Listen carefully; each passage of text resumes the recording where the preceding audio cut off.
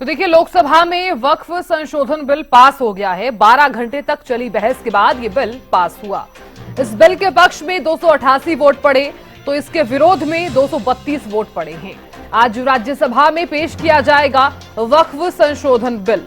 राज्यसभा में दोपहर 1 बजे ये बिल पेश होगा। राज्यसभा में आज हंगामे के आसार जो है वो नजर आ रहे हैं। ये बड़ी खबर इस वक्त की आपको बता रहे हैं। लोकसभा में तो जिस तरह से आप भी जानते हैं कि कल पास हो गया, लेकिन आज राज्यसभा में पास होगा। हालांकि कल जिस तरह से काफी लंबी बहस भी देखने को मिली। और खबर पर ज्यादा जानकारी के साथ दिल्ली से हमारी संवाददाता अपराजिता श्री जुड़ गई हैं। अपराजिता, देखिए, लोकसभा में तो ये बिल पास हो गया है, वक्फ संशोधन बिल। करीब 12 घंटे तक बहस चली और उसके बाद ये बिल पास हुआ है। राज्यसभा में आज पास होगा। अपराजिता। बिल्कुल, देखिए, जिस तरीके से रात के यानी आधी रात 2 बजे जिस तरीके से वोटिंग हुई है और यानी काफी लंबी डिस्कशन चली थी, यानी 8 घंटे का समय दिया गया था लोकसभा में डिस्कस करने के लिए, मगर जिसका जिक्र भी किरण रिजिजू के द्वारा किया गया था कि अगर जरूरत पड़ती है, आवश्यकता पड़ती है तो इस समय को बढ़ा दिया जाएगा और समय को बढ़ाया भी गया। 12 घंटा डिस्कशन चले, जिसके बाद वोटिंग हुई और जिस वोटिंग की अगर बात करते हैं तो 288 यानी एनडीए की अगर बात करते हैं तो Bharatiya Janata party, LJP, TDP और जेडीयू, इन सभी ने वोट किया, जिसके बाद 288 वोट डाले गए और साथ ही विरोधी की अगर बात करते हैं तो 232 वोट उनके द्वारा डाले गए, जिसके बाद फिर सहमति से इस बिल को पास कर दिया गया। बारी आती है राज्यसभा की, यानी आज राज्यसभा में करीब 12-1 बजे के आसपास वापस से इस बिल को इंट्रोड्यूस किया जाएगा। मंत्री किरण रिजिजू के द्वारा इंट्रोड्यूस किया जाएगा इस बिल को, जिसके बाद वहां भी डिस्कशन होने वाले हैं।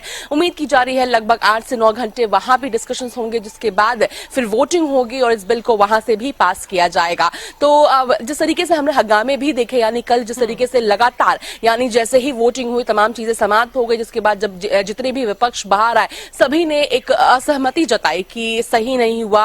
हालांकि उनके पास जरूर आंकड़े थे, जिसकी वजह से पहले ही हमें मालूम था कि चीजें पास हो जाएगी, जिसका जिक्र भी गौरव गोगोई करते हुए नजर आए हैं, कांग्रेस के सांसद, कि हमने अपनी बातें पूर्ण रूप से रखी थी, जनता की बातें हमने रखी थी, मगर बिल्कुल आंकड़े उनके पास थे, इसका जिक्र करते हुए नजर आए हैं। हालांकि जो बिल पास हुआ है, डिस्कशंस किए गए, अगर असउद्दीन ओवैसी की हम बात करते तो उनके द्वारा तो बिल ही फाड़ दिया गया, जिसकी आपत्ति भी जताते हुए बीजेपी सांसद नजर आए हैं कि उन्हें बिल नहीं फाड़ना चाहिए था। ये बहुत अनकॉन्स्टिट्यूशनल चीज उन्होंने की है, क्योंकि जिसका जिक्र करते हुए नजर आ रहे हैं विपक्ष की ये बिल ही अनकॉन्स्टिट्यूशनल है, जिसका जिक्र किया गया जगदम्बिका पाल के द्वारा कि वो कहते हुए नजर आ रहे हैं कि बिल अनकॉन्स्टिट्यूशनल है, मगर वो खुद एक अनकॉन्स्टिट्यूशनल चीज करते हुए नजर आ रहे हैं। वहीं कई चीजें ये भी कही गई, यानी दलीलों में जिस तरीके से कहा गया है वक्फ बोर्ड बिल को लेकर के कि जिस तरीके से ये अपनी जमीनें बढ़ाते जा रहे हैं, इसमें कोई असमंजस नहीं है कि जिस जमीन पे हम खड़े हैं, यानी जहां सांसद परिसर में हम खड़े हैं, उसे भी कल को वक्फ बोर्ड कहेगा कि हमारी जमीन। इस तरह की कई चीजें कही गई। वहीं जब बिल को लेकर के डिस्कशंस किए गए थे तो स्पष्ट रूप से गृह मंत्री अमित शाह के द्वारा स्पष्ट किया गया है कि जो माइनॉरिटी को कहीं ना कहीं एक गुमराह करने की कोशिश की जा रही है कि वक्फ बोर्ड के अंदर मुसलमानों को यानी गैर मुसलमानों को जगह दी जाएगी, ऐसी कोई बात नहीं है। इस तरह की तमाम चीजें कही गई है। वहीं किरण रिजिजू के द्वारा भी कहा गया है कि किस तरीके से और भी मुसलमानों के जो वर्ग हैं, अलग अलग कास्ट हैं, उन्हें भी वहां पर जगह मिलेगी, साथ ही महिलाओं को भी मौका मिलेगा वक्फ बोर्ड में जाने के लिए। और साथ ही अगर अनुराग ठाकुर की बात करते तो वो अपनी दलीलों में कहते हुए नजर आए हैं कि अगर एक देश है तो एक ही संविधान, एक ही विधान होना चाहिए, अलग नहीं होना चाहिए। क्योंकि जिस तरीके से अगर वक्फ बोर्ड की हम बात करते हैं तो कोई भी परेशानी कुछ भी होती थी तो जिस तरीके से उनके द्वारा कहा गया है कि जज भी वही है, वकील भी वही है, जूरी भी वही है, तमाम चीजें वही हैं, तो कहीं से भी निष्पक्षता से कोई भी चीज कैसे हो सकती है, तो कई दलीलें दी गई। वहीं विपक्ष के द्वारा लगातार कहा गया कि ये अनकॉन्स्टिट्यूशनल है, ये गलत है, मुसलमानों के साथ गलत किया जा रहा है, उनके फेवर में ये बिल नहीं है, ये गलत, ये तमाम चीजें की जा रही है। हालांकि देखना दिलचस्प होगा कि किस तरीके से अब राज्यसभा में इस बिल को जब इंट्रोड्यूस किया जाएगा, बिल किस तरीके से पास होता हुआ नजर आता है, क्या दलीलें राज्यसभा सांसद देते हुए नजर आते हैं। वहीं अगर संसद परिसर के बाहर की भी बात करते हैं, वहीं कई जगहों पर महिलाओं के द्वारा इस बिल को सपोर्ट भी किया गया है, यानी आगे बढ़कर के कई लोगों ने सपोर्ट किया है इस बिल को कि ये सही है, ये बहुत पहले ही हो जाना चाहिए।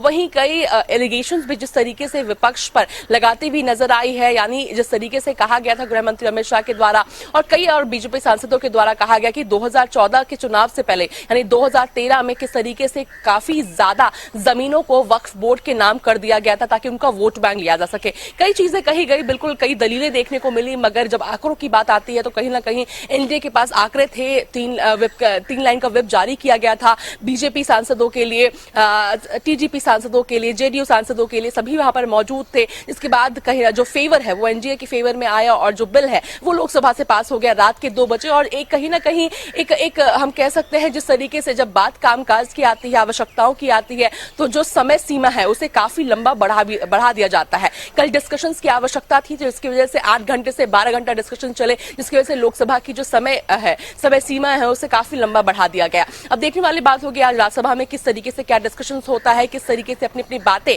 पक्ष विपक्ष रखती हुई नजर आएगी। जी बिल्कुल। अब प्रायिता देखिए, हालांकि इस पर भी बात करना सबसे ज्यादा जरूरी हो जाता है कि इस बिल को लेकर विपक्ष जो है लगातार हंगामा क्यों कर रहा है, क्योंकि कल आप भी जानते हैं केंद्रीय गृह मंत्री अमित शाह की तरफ से भी ये कहा गया था कि ऐसा कुछ भी नहीं है, कि विपक्ष इस तरह से लगातार आरोप भी सरकार पर लगाता हुआ नजर भी आया था। और ऐसे में क्योंकि अगर आज राज्यसभा में ये बिल पेश होता है तो क्या आज भी विपक्ष इसी ही तरह से हंगामा करता हुआ नजर आएगा?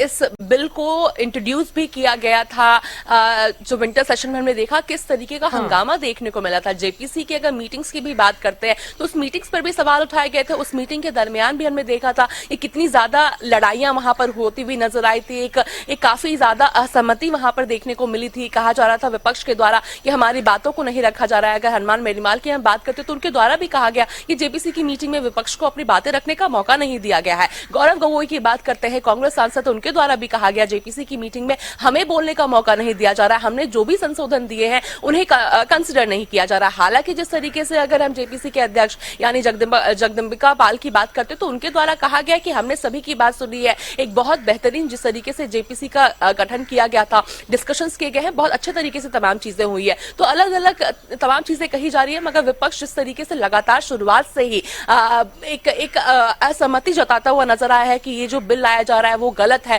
वो माइनॉरिटीज के अगेंस्ट, और जिसका ट्वीट भी यानी राहुल गांधी ने ट्वीट भी किया और कहा कि केवल मुस्लिम नहीं बल्कि और भी अलग माइनॉरिटीज को की जो आइडेंटिटी है उन्हें खतरे में कहीं ना कहीं डाला जा रहा है। इस बिल को इंट्रोड्यूस किया जा रहा है आज मुस्लिम, उसके अलावा अलग कम्युनिटी को भी टारगेट किया जाएगा। तो कहीं ना कहीं बाकी कम्युनिटी को भी जागरूक करने की कोशिश विपक्ष कर रही है कि केवल मुस्लिम को यहाँ पर आवाज उठाने की आज जरूरत नहीं है, बाकी कम्युनिटी को भी जरूरत है, वरना कल को आपके साथ भी तमाम चीजें हो सकती है। तो विपक्ष लगातार हमेशा से एक आवाज उठाती हुई नजर आ रही है, कहा जा सकता है कि कल जब 12 घंटे करीब इस बिल पर चर्चा हुई है, विपक्ष लगातार हंगामा करता हुआ भी नजर आया है, और आज इस तरह से राज्यसभा में भी बिल पेश किया जाएगा तो जाहिर तौर पर विपक्ष तो हंगामा करता ही है हर चीज पर। बहुत शुक्रिया प्राजिता, नजर बनाए रखने के लिए।